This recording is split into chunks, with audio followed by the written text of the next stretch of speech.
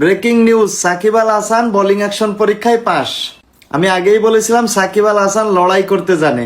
সাকিব আল হাসান জানে কিভাবে ফিরে আসতে হয়। দেখেন 18 বছর ধরে যেই মানুষটা ক্রিকেট খেলতেছে, বাহাতি স্পিনারদের মধ্যে সর্বোচ্চ উইকেট টেকার এই সাকিব আল হাসান। আজকে 1.5 যুগ পরে এসে যদি কেউ বলে তার বোলিং অ্যাকশনে ত্রুটি আছে, তাহলে এটা হাস্যকর ছাড়া আর কিছুই না। সাকিব আল হাসান হলো একটা আগুনের গোলা, যা কাপড় দিয়ে বেঁধে রাখা যায় না। দেখেন সাকিব আল হাসান বিশ্বের এমন কোনো নামি দামি টুর্নামেন্ট নাই যেখানের জার্সি গায়ে না জড়িয়েছে। সেই সাকিব আল হাসানের যখন শুনতে হয় যে তার বোলিং অ্যাকশনে একটু সমস্যা আছে, তখন আমরা যারা ক্রিকেট প্রেমী আছি আমাদের হাহা রিয়াক্ট দেওয়া ছাড়া আর কোনো উপায় থাকে না।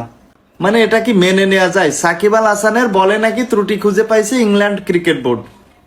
এখন সেই ইংল্যান্ড ক্রিকেট বোর্ডই স্বীকৃতি দিল যে না, সাকিব আল হাসান তার বোলিং অ্যাকশনে লেটার মার্ক, অর্থাৎ পাস। তো এজন্যই বলি সাকিব আল হাসান শুধুমাত্র বাংলাদেশের নয়, সারা বিশ্বের বিশ্বসেরা অলরাউন্ডার। আমার যে কি ভালো লাগতেছে যে সাকিব আল হাসানকে আবারও 22 গজে দেখতে পারবো, আবারও তার বোলিংটা দেখতে পারবো। তো বন্ধুরা, আপনারা একটু কমেন্ট করবেন সাকিব আল হাসানের বোলিং অ্যাকশনে পাস করাতে আপনারা কতটা খুশি। তো ভালো থাকবেন সবাই, দেখা হবে নতুন কোন একটা ভিডিওতে। আল্লাহ হাফেজ।